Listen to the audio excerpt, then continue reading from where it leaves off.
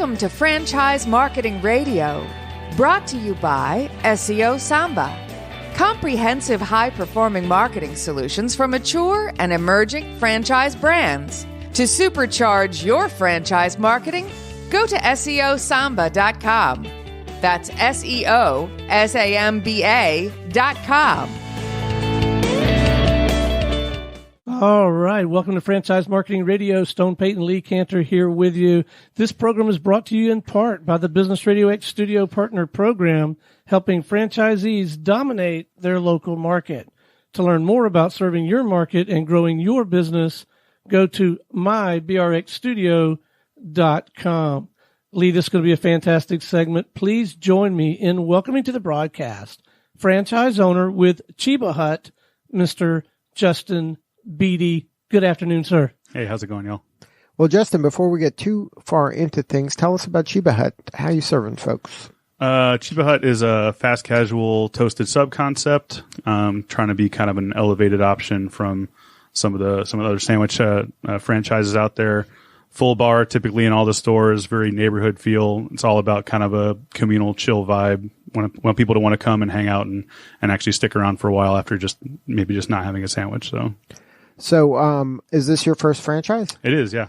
So you went from more of a kind of a traditional business work for... more of an operational role for most of my career in the service industry, hospitality, and finally decided my partner and I finally decided we wanted to take a plunge and go into ownership.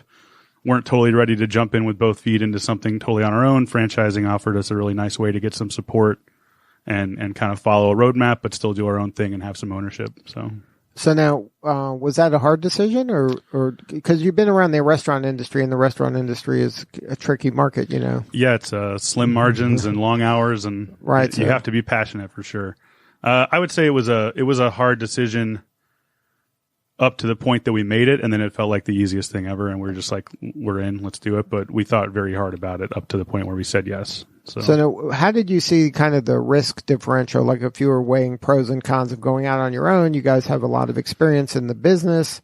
You know where all the bodies are buried and where a lot of people screw up. So you had some industry expertise. Yeah, I think for us it was, we were pretty confident operationally. We both worked at very high end restaurants most of our career, and I've been running restaurants with Fifth Group for a while, and if I've ever seen a restaurant group that'll teach you how to run a restaurant the right way, it's them. Mm-hmm. So that part of it we were very confident about. It was more going into ownership. How do we navigate the waters of real estate and permitting and the whole structure ahead of time, the financing and stuff like that, and trying to do that completely on our own was a little bit daunting. So finding a concept that worked, that meshed with us and that had that roadmap for us was super important, and Cheba Hut turned out to be it. So were you considering other ones and landed on Cheba, or we did research into some other ones after we had first met Cheba. Like my partner Josh, who couldn't be here today, he had a connection to Cheba Hut from back when they were founded in 1998. So they've been around a while. Yeah, they're 20, whatever it is, 20 years old now, 21.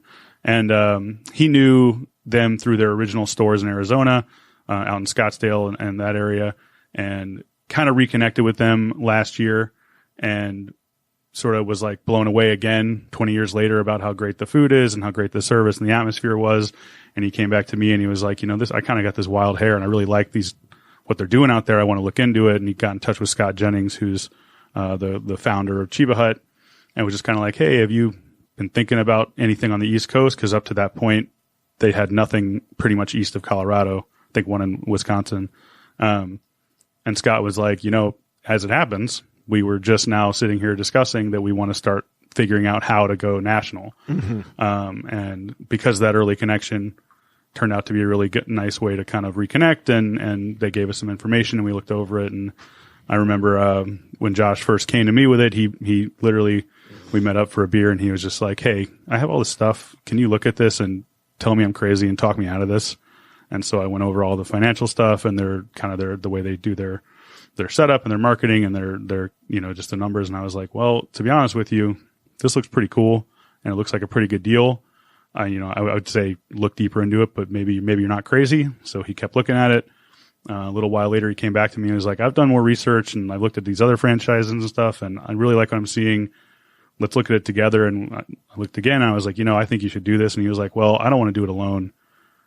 Do you want to do it with me? And I was like, oh man, well, I guess I just advised you to do it. Right. Then, so maybe I'm almost have to say yes, right? Because I just pretty told smart you for should him. do it. That was and pretty I was clever. Like, yeah. So we were like, you know what? Let's do it. And it's perfect for us because we push each other in different ways. We agree on a lot, but the stuff we disagree on, we're honest about, and we shore up each other's weaknesses, and it's a good partnership. So now are you going to go kind of all in on this, or is this something you're going to be able to keep a day job or a consulting job? We'll at least be all in for the first store for sure. I don't think either of us feel like we have time because we're going to be owner operators, at least on store one. But you're kind of, with this model, you're kind of creating a funnel of employment. So we're committed to 3 stores right now with a strong potential for 4, 5, and 6 down the road.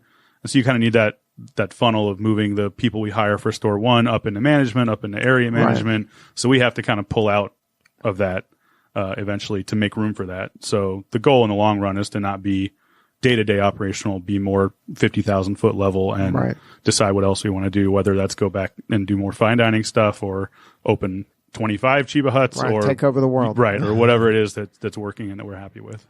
So now talk about Cheba Hut experience for the person that's coming in. Well, the thing that Cheba Hut, I feel like the biggest differentiators for them are service oriented for a fast casual chain, being extremely service oriented. One thing you'll hear Scott say a lot and that I see consistently shown in all of their feedback online is like, it's about the interaction, not the transaction.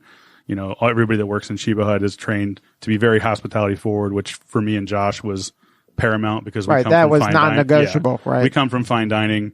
To us, hospitality is everything. It's what we live to do. So, and the fact that they really own it and put their money where their mouth is in a service level for a fast casual concept was phenomenal to us.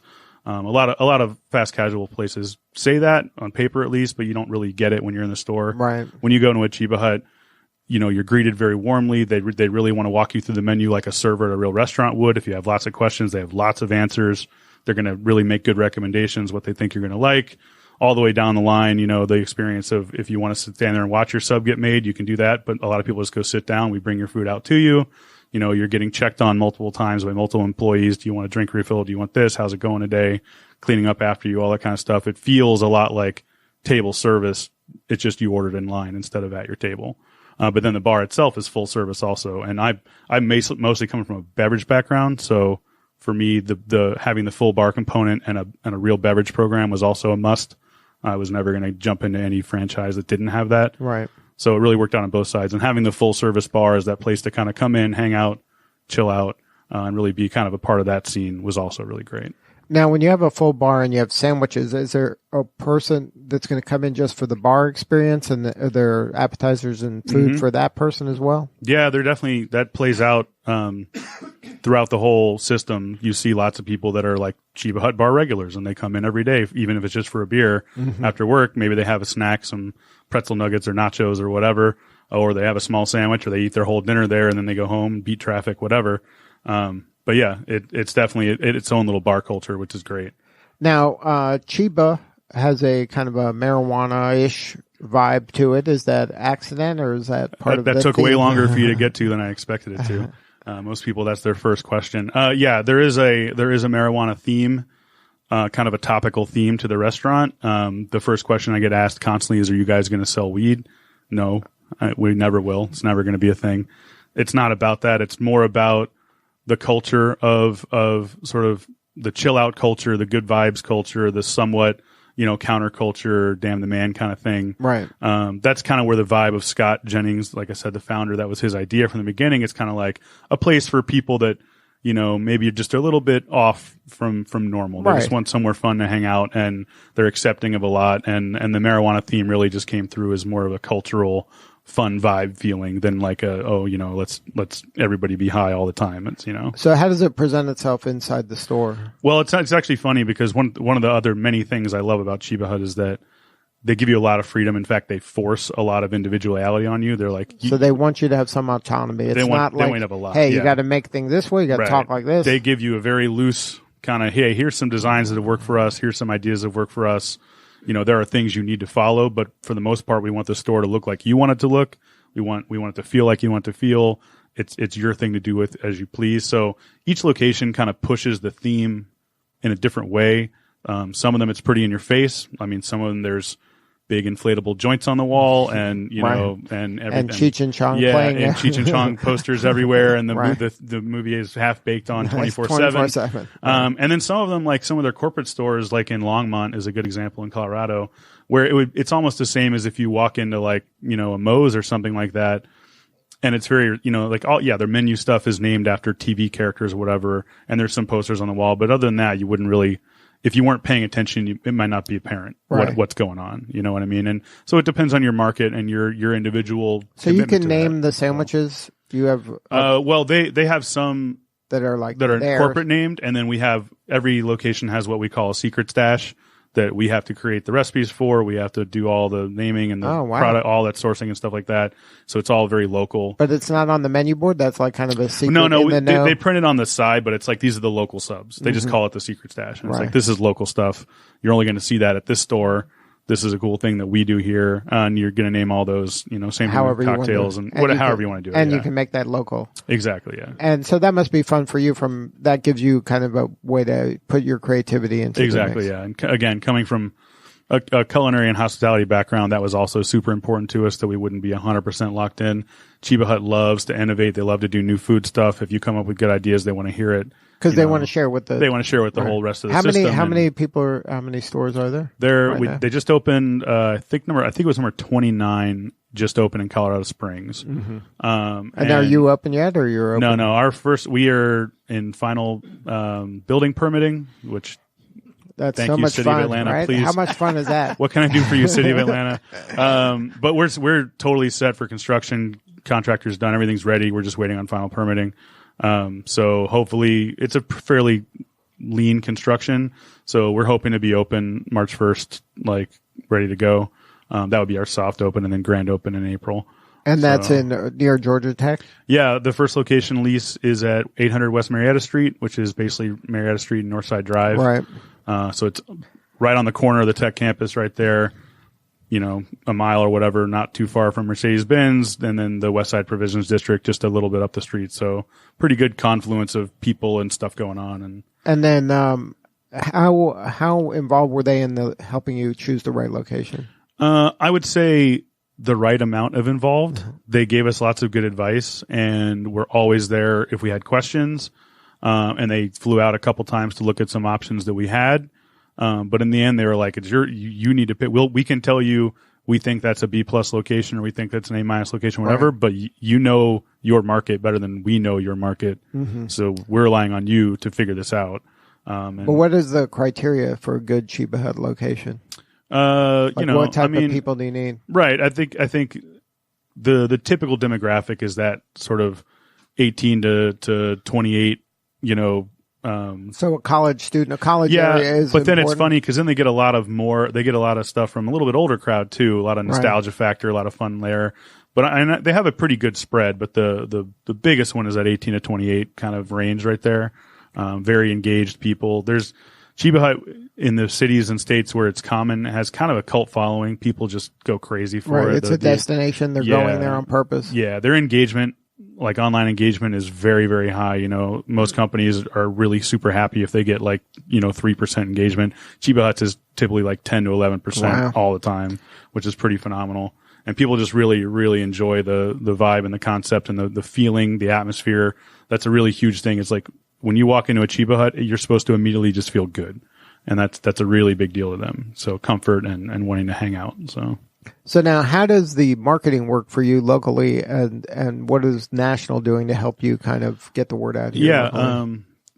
So there's essentially every franchisee pays into like a marketing pool kind of situation, and that gets kind of moved around where it needs to go. And then corporate subsidizes with just their own stuff. And corporate is extremely generous, I would say. They're, very hands-on with the marketing side of it, really supportive and helpful, really open to ideas, and they're very willing to just, hey, let us do that for you. Let us spend some money on that for you and help you out there or whatever. And is most of the spend digital nowadays? I would imagine a good amount, but social media. Yeah, but also one cool thing about and usually I'm wearing head to toe Cheba Hut stuff, but like Cheba Hut swag is like the coolest stuff I've ever seen. All of their t-shirt designs and hat designs and stickers and stuff. There's some most fun stuff I've ever seen. So they're investing a lot in their too. branding, Yeah. and they want to share that with all their Very franchisees heavily, to help to give them something tangible that they're gonna a sticker or something that's. They send me boxes of t-shirts and sunglasses, and they're like, give them all just out. Give them out. Like, let people wear them, have fun with it, and my friends love it.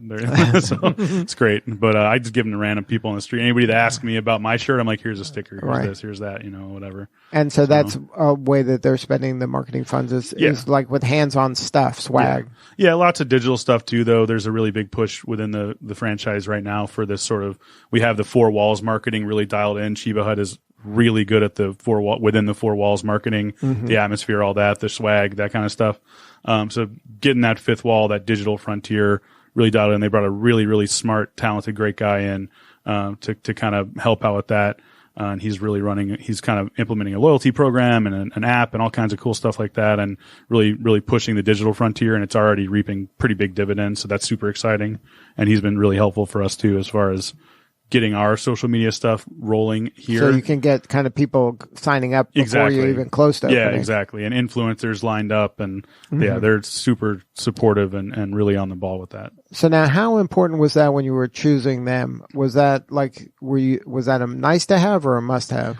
It was a nice to have. I mean, honestly, and this may come off as tragically naive to a lot of people, but honestly, Josh and I's 2 biggest criteria when we decided whether or not to say yes to this were, do we enjoy eating and drinking in Cheba Huts ourselves? Because you're going to be spending a lot of time there. and do we like these corporate guys to the point that we want to work with them for 20 years? Right. Because, the agreement that we've signed, it could be as long as 20 years. I mean, right.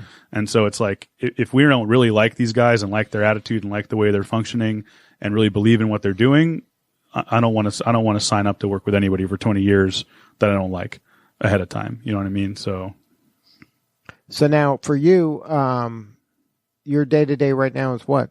Is there much for you to do for this? Yeah, or you're kind of waiting on the Atlanta. I'm sitting in an office right now on my day to day, working with Fifth Group still, helping them out with their Alma Buckhead opening, because Fifth Group is my family. I love them to death, and Cheba Hut takes up most of my out of the office time. Yeah, so I'm a little stretched right now, but that's fine. That's kind of how I like it.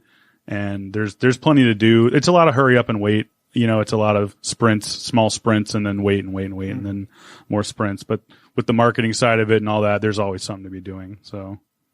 If you're just joining us, you're listening to Franchise Marketing Radio. Stone Payton, Lee Cantor here with you from Business RadioX Studios. We are visiting with Justin Beatty. He is a franchise owner with Cheba Hut. Justin, I got a question for you, especially based on your experience and skill set and that of Josh. Why not Justin and Josh Sandwich Shop? Why did you go the franchise route? Again, I think, and we thought really hard about doing that, and we looked at it and we were like, okay, like I said, we know if we could get one open, we think we can run it, and we know how to run a restaurant. I know how to be fiscally responsible and operationally responsible, and I know how to handle all that. But getting from point A to an open restaurant is pretty daunting. And as I've learned, even through this franchise process, and even with all of their support, there's still a huge learning curve there.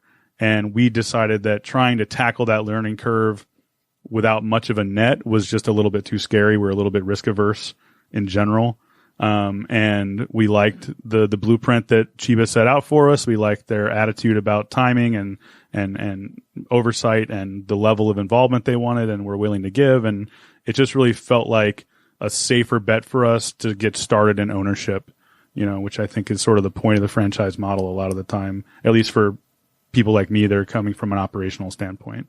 Then there's other people, there's other franchisees that come from more of a, hey, I've got a bunch of money and I like this concept and I'm probably just going to open these and somebody else will run them for me. And that's just purely a business investment. I think Cheba Hut does great on that end too.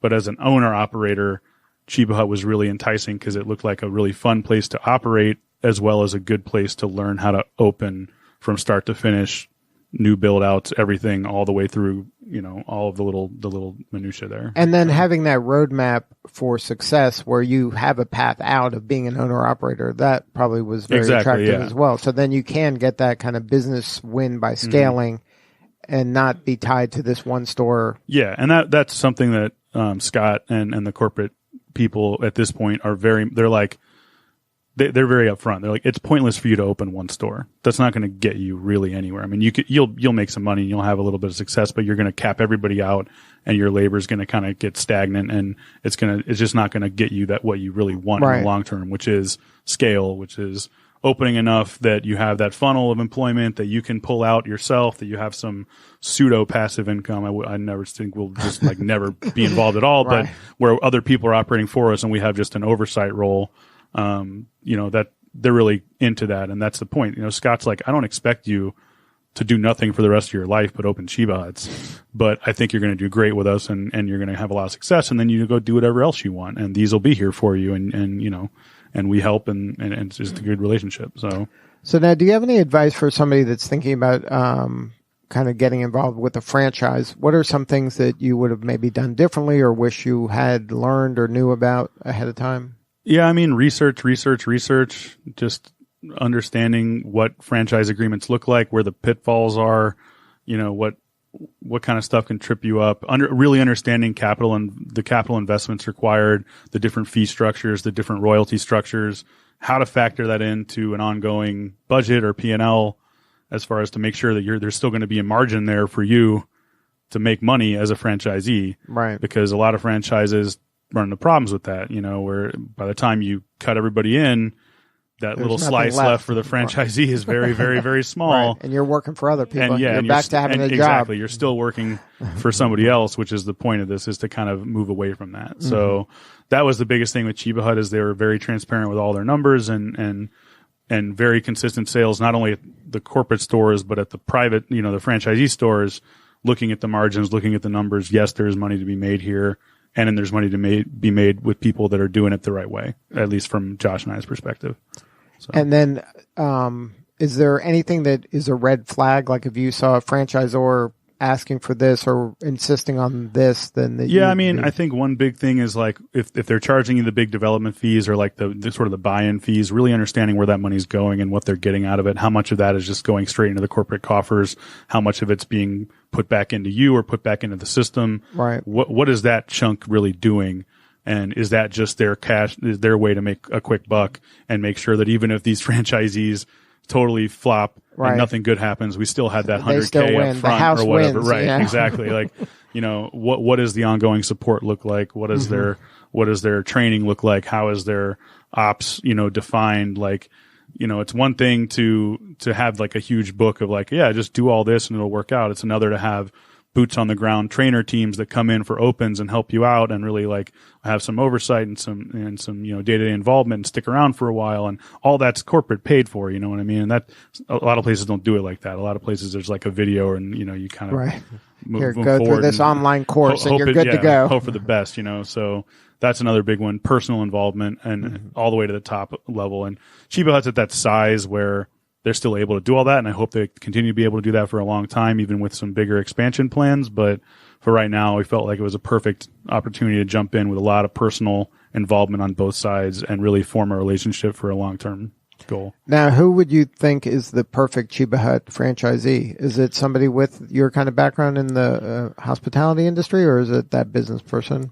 I think that corporate would say that Josh and I are really good examples of what they would hope for in a franchisee, not to toot our horns, but to have an operational background in the industry, and to be able to find the money. Because that's kind of the trick. Like they're always like, oh man, we wish we could just get nothing but operators to come and open for us. But most of them either can't or are unwilling to try they to find the money. They can't afford it, or they think it's too big of a risk. Right, exactly. So, I think that you end up with a lot of other people that just have the money to begin with, like restaurants, like the concept, and want to kind of they're gonna need more of the corporate support for the operational stuff, right? That you're not going to need, which hopefully we won't need as much. I mean, at least in the beginning, we'll still need a lot of help and guidance, but pretty quickly, hopefully, we can get our feet under us and we'll be good to go. Right, because you've worked in restaurants and seen how they operate. So this is just a little different. Exactly. Yeah. So now, it's still early for you, but what do you need more of right now? I mean, other than help getting permits. I was going to say more signatures. More signatures. That's what we need. More signatures. Yeah. I mean, other than that, honestly, and knock on wood, the whole process has been, I mean, it's been scary and frustrating at times, but overall very smooth. And there's one guy that works for corporate who does a lot of the liaising between the contractors and architects and us, and he's one that we talk to a lot, very frequently, and he's a very pessimistic guy, and I actually really appreciate and respect that. Right. He's always like, you want that realist on the team. You know, maybe not 100 realists, but at least one that's he's always like, worst case scenario, 8 months, maybe we'll get. I'm like, okay, Blair. Yeah, I'm like, Blair, okay, but we'll plan around your catastrophic apocalyptic scenario, but we'll hope for better than that. But hey, but if we plan for that and we can still figure out a way to do it, then we're going to be okay. Exactly. But even he has been recently, he's like, man, things are working out pretty well for you guys. Like, it seems to be going pretty smoothly overall. Mm-hmm. Congratulations, whatever. So it's nice to hear that kind of thing. Cause sometimes, certain people are just more optimistic, and Scott Jennings, again, the founder, is one of my favorites because he is just an energy kind of guy. Right, and make it happen. He gets on a call and he's just like, we're going to do this and this, and there's going to be ranch wrestling and it's going to be amazing. And it's just hilarious stuff. But having somebody like Blair, who's very pragmatic and very much like, here's your checklist. Where are you at? Let's look at timing. Let's look at this. And he's really on top of it. He's a good to keep us grounded, which is nice. Now, on your roadmap, you mentioned 3. So this will be number 1. Do you have to start kind of scouting? We are scouting in Athens currently for number 2. We really want to do one in Athens. We think the concept fits snugly in at UGA in that area with the crowd, the music scene. Cheba Hut's also very music focused. So that the whole scene with the college and the music town up there, that's a great one. And then we even have a couple of letters of interest out on some spots back in Atlanta for store 3 already, but that's on down the line. It's probably a couple of years away, from opening. But yeah, we are already thinking 2 and 3 and potentially more. So. Good stuff. So if somebody wanted to connect with you on social media or go to the website, what's the coordinates? Well, I mean, ChebaHut.com is the main corporate website. We're kind of in the flux right now of setting up our official Atlanta versions of all the websites. But that'll be the place where they can put in any location. Sure, and find exactly. A Cheba Hut, and then Atlanta will say coming soon. It says coming soon. Atlanta's got our address up there. We're on Instagram at ChebaHut_Atlanta right now, and we're kind of ramping that up. I think the Facebook is the same. I think it's Cheba Hut Atlanta as well. So if you guys want to start looking at that, we're just now kind of rolling. This is one area where Josh and I have some weakness. We are not super social media savvy. But that's your responsibility, so that's where they help. They help a lot. Ultimately, it's your... we have to keep up with it, but they're very much like, this is how you set it up. This is what you should be doing. This is what a good post looks like. Kind of best practices. Exactly, yeah. And Brian, the head of marketing, is I could call him at 4 a.m. and be like, hey, does this post look good? And he's going to pick up. Right. You know what I mean? So, so he's really awesome to work with, and that's been great. And I have a lot of friends or a lot of ex-employees that I consider friends at this point that are very savvy, and I'm like, hey, you guys want free sandwiches like for a year? How about you help me with this social media stuff, and let's figure this out. So are you looking to put feelers out of just get people on a list of some kind, right, so that you can keep them informed of your progress and maybe hire some of them as employees? And exactly. And anybody who's following on any of our sites, we'll be blasting out employment stuff when we're ready for that. And like I said, we want people that want to grow and learn and grow with us and move up. And you need the regular employee that wants to do part-time college stuff too. And that's awesome. We respect and like that too. But people that take it seriously and love the brand the way we do, hey, come grow with us. And there's going to be some upward mobility there. So good stuff. Well, thank you so much for sharing your story today. Yeah, absolutely. And best of luck. One more time, website. ChebaHut.com. Just very simple. ChebaHut.com. All right. Well, thank you so much. This is Lee Cantor for Stone Payton. We'll see you all next time on Franchise Marketing Radio.